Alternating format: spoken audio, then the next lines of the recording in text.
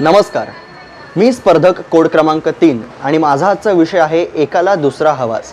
मित्रांनो, एकाला दुसरा हवाच या विषयावर विचार करताना माझ्या एक गोष्ट लक्षात आली, ती अशी की माणूस हा समाजप्रिय प्राणी आहे, म्हणजेच माणसाला जगताना माणूस लागतोच। माणसाच्या उत्क्रांतीच्या इतिहासात ठळकपणे जाणवलेली ही गोष्ट आहे की माणसाला जगण्यासाठी माणूस लागतोच। माणसाचा खऱ्या अर्थाने माणूस तेव्हाच झाला जेव्हा माणसाचा माणूस होताना माणसासोबत कायम माणूस होता, म्हणून एकाला दुसरा हवा।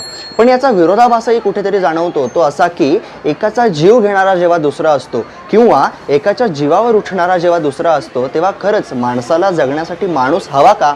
खरं तर एकाचा जीव घेण्याचा अधिकार दुसऱ्याला मुळीच नसतो, पण मग रमण राघव सारखा एखादा सिरियल किलर 41 खून खूप सहज करून जातो किंवा जक्कल आणि त्याची गँग नायलॉनच्या दोरीने गळा आवळून 10 जणांचा खून करते, तेव्हा खरंच एका माणसाला दुसऱ्या माणसाची गरज आहे का? एकाला दुसरा हवाच आहे का, असा प्रश्न पडतो। मित्रांनो, माझी जात पडली लेखकाची, त्याच्यामुळे शब्दांसोबत माझी उठबस कायमचीच। या आमच्या बैठकीत मला जाणवतं की एकाला खरंच दुसऱ्याची गरज असते। एकाच्या बरोबर दुसरा नसेल तर एकाचं आणि पर्यायाने दुसऱ्याचंही अस्तित्व कोलमडून पडतं। उदाहरणच घ्यायचं तर एका शब्दाच्या पुढे दुसरा शब्द, एका अक्षराच्या पुढे दुसरं अक्षर आणि एका ओळीच्या पुढे दुसरी ओळ नसेल तर मग लेखकाचं अस्तित्व कोलमडून पडेल, म्हणून एकाला दुसरा पाहिजे। पण मग याचीही दुसरी बाजू आपल्याला दिसते, ती अशी की एका ओळीच्या पुढे दुसरी ओळ जेव्हा मला सुचत नाही, एका शब्दाच्या पुढचा दुसरा शब्द काय असेल हे मला कळत नाही, तेव्हा कुठेतरी मला जाणवतं की खरंच एकाला दुसरा हवा का? मला काहीतरी जन्माला घालायचं आहे ही मनातली खळबळ जेव्हा मला स्वस्त बसू देत नाही, तेव्हा खरंच एकाला दुसरा हवा का, ही गोष्ट मला सातत्याने जाणवते। मित्रांनो, काही मोहिमा अशा असतात, काही कामं अशी असतात की जी एकट्याच्या बळाने पूर्ण होऊ शकत नाहीत, तेव्हा एकाला दुसऱ्याची गरज भासते।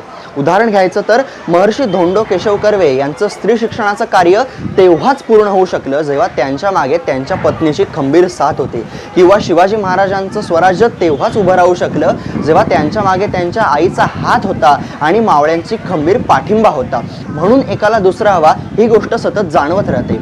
आणि याचीही दुसरी बाजू कुठेतरी जाणवते, ती अशी की मनात खूप काहीतरी मोठं करण्याची इच्छा घेऊन जगणाऱ्या बायका असतात, ज्यांना पुढे जाऊन खूप मोठं काहीतरी करायचं असतं, पण मग लग्न केल्यामुळे त्यांच्या स्वप्नांना मर्यादा पडते, त्यांना आपण जगण्याच्या चौकटीत बांधून ठेवतो, त्यांची स्वप्न पूर्ण होऊ शकत नाहीत, तेव्हा खरंच एकाला दुसरा हवाच आहे का, हा प्रश्न दत्त म्हणून माझ्यासमोर उभा राहतो।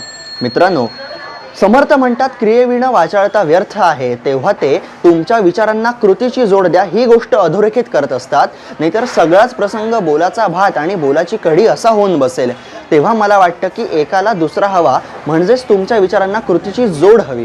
पण मग याचीही दुसरी बाजू कुठेतरी जाणवते, ती अशी की काही जणांची स्वप्न परिस्थितीमुळे, प्रतिकूल काळामुळे पूर्ण होऊ शकत नाहीत, तेव्हा खरंच त्यांच्या स्वप्नांना ते जेव्हा संस्कार रूपाने दुसऱ्यांमध्ये रुजवतात आणि दुसऱ्यांकडनं त्यांची स्वप्न पूर्ण करून घेतात, तेव्हा एकाला खरंच दुसरा हवा का, हा प्रश्न तेव्हाही मला जाणवतो।